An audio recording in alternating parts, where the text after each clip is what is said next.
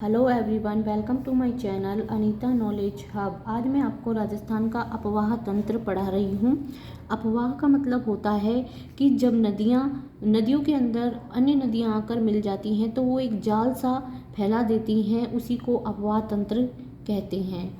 ठीक है, जल की दृष्टि से देखा जाए तो हमारे राजस्थान है उसमें देश का उपलब्ध जल कितना है, तो ये देखेंगे 1.16% है। ठीक है, तो राजस्थान में देश का उपलब्ध जल कितना है? 1.16%। ठीक है, यानी कि जो भारत में जो जल है तो राजस्थान में देश का उपलब्ध जल कितना है, उसमें से 1.16%। ये क्वेश्चन आ चुका है एग्जाम में और पूछ भी सकते हैं, इसलिए इसे याद रखना। राजस्थान में कुल अगर आपसे जल ग्रहण पूछे, जल ग्रहण क्षेत्र, तो राजस्थान में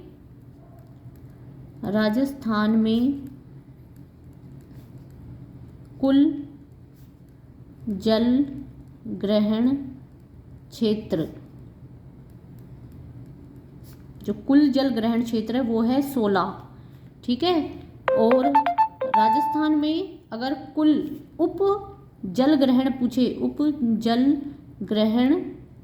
क्षेत्र पूछे तो वो कितने हैं? 58। ठीक है, अब देखो आप आगे कि सर्वाधिक नदियों वाला संभाग कौन सा है। राजस्थान में जो सर्वाधिक नदियों वाला संभाग, किस संभाग में सबसे ज़्यादा नदियां हैं, तो वो संभाग का नाम है कोटा। ठीक है, अब आपसे पूछ ले सर्वाधिक नदियों वाला जिला कौन सा है, तो जिला कौन सा है आपके? चित्तौड़गढ़ जिले में सर्वाधिक नदियां हैं। ठीक है, संभाग पूछे तो कोटा और नदियां और जिला पूछे तो चित्तौड़गढ़। ठीक है, अगर अपन अपवाह की दृष्टि से देखें, अपवाह की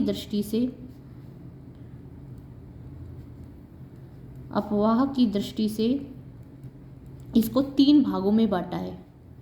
ठीक है, एक तो है अरब सागरीय अपवाह तंत्र,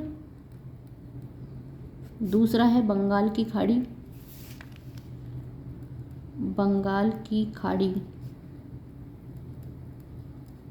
और तीसरा है आंतरिक अपवाह क्षेत्र। ठीक है,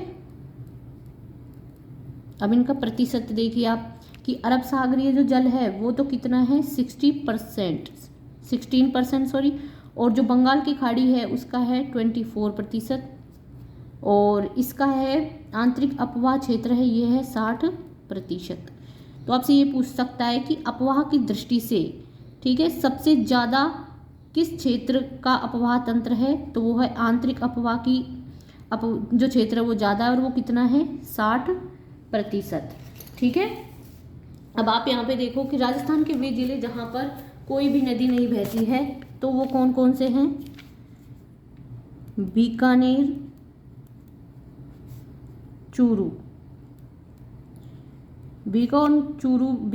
जिला और चूरू जिला, इन दोनों में कोई भी नदी नहीं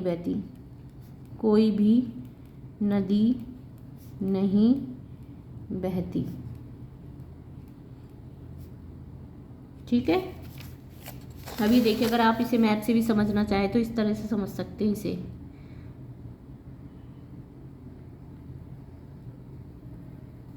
ठीक है, अब यहाँ तो है अरब सागरीय, ये अरब सागर, और ये है बंगाल की खाड़ी, और ये है आंतरिक अपवाह क्षेत्र।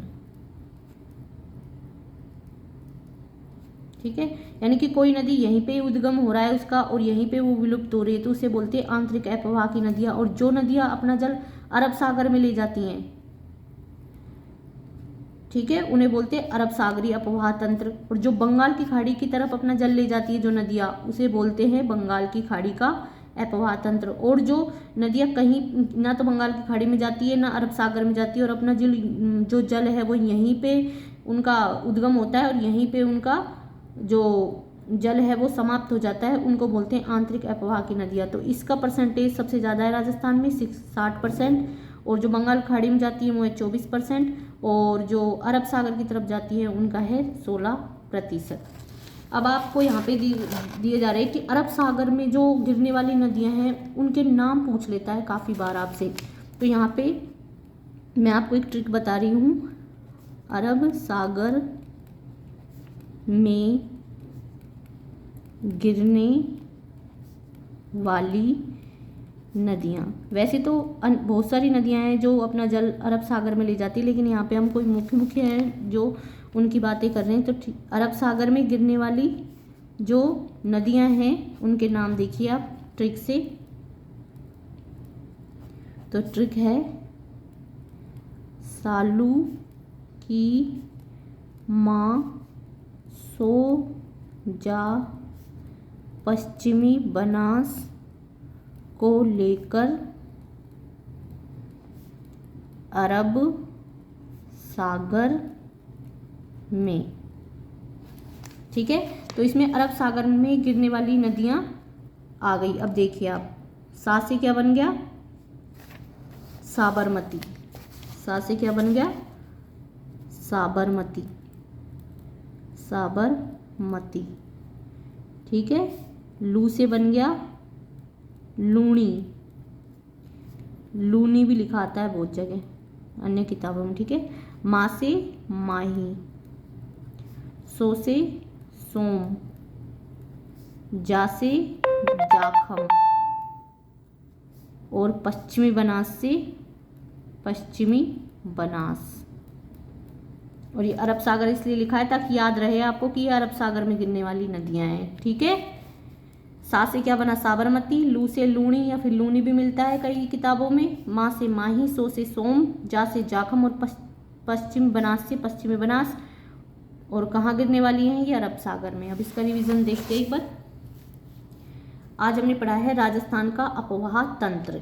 इसमें राजस्थान में जो देश का उपलब्ध जल है वो कितना है? 1.16%। राजस्थान में जो कुल जल ग्रहण क्षेत्र है यानी जल इकट्ठा करने वाले क्षेत्र कितने हैं? 16 हैं। अगर आपसे पूछ ले कि राजस्थान में कुल उप जल ग्रहण क्षेत्र कितने हैं तो वो हैं 58। ठीक है, इनका डाटा कई किताबों में अलग अलग भी दे रखा है, लेकिन ये ऑथेंटिक डाटा है, ऑथेंटिक बुक से लिया हुआ है। सर्वाधिक नदियों वाला संभाग, अगर आपसे संभाग पूछ ले कि सर्वाधिक जो नदियां हैं वो किस संभाग में हैं तो वो है कोटा संभाग में। ठीक है, अगर आपसे पूछ ले कि सर्वाधिक नदियों वाला जिला कौन सा है तो वो है चित्तौड़गढ़, है ना। अब अपवाह की दृष्टि से हमारे राजस्थान को 3 भागों में बांटा है। एक तो है अरब सागरीय अपवाह तंत्र, एक है बंगाल की खाड़ी का अपवाह तंत्र, और तीसरा है आंतरिक अपवाह का तंत्र। इसके अंतर्गत जो अरब सागर में गिरने वाला है वो तो है 16%, बंगाल की खाड़ी में 24%, और आंतरिक अपवाह की जो नदियां हैं वो उनका भाग है 60%। ठीक है, अब बीकानेर और चूरू 2 जिले ऐसे हैं जहां पर कोई भी नदी नहीं बहती है। तो ये क्वेश्चन है, कभी कभी पूछ लेते हैं कि ऐसे कौन से जिले हैं जिनमें कोई भी नदी नहीं बहती। बीकानेर, चूरू ऑप्शन में दे देता है। निम्न में से कौन सी नदियां हैं जिसमें मतलब कोई भी नदी नहीं बहती, है ना। तो ऐसियों के नाम दे देगा जिनमें बहती है, इनमें से एक का दे देगा। ऐसे अरब सागर में गिरने वाली नदियाँ, अब ऐसी नदियाँ जो अपना जल अरब सागर में ले जाती है वो कौन कौन सी हैं? तो मैंने इसकी ट्रिक बताई है आपको कि अरब सागर में गिरने वाली नदियाँ, इसकी ट्रिक है शालू की माँ सोजा। सालू की माँ सोजा पश्चिमी बनास को लेकर अरब सागर में, यह अरब सागर, इससे याद रहेगा कि यह ट्रिक किसकी है। सा से साबरमती, लू से लूणी या लूनी नदी भी मिलता है, माँ से माही, सो से सोम, जा से जाखम, पश्चिमी बनास से पश्चिमी बनास।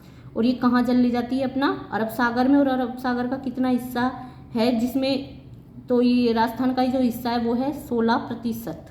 ठीक है, आई होप आज की जो वीडियो है आपको अच्छी लगी होगी। मिलते हैं नेक्स्ट वीडियो में, तब तक के लिए धन्यवाद। Thanks for watching.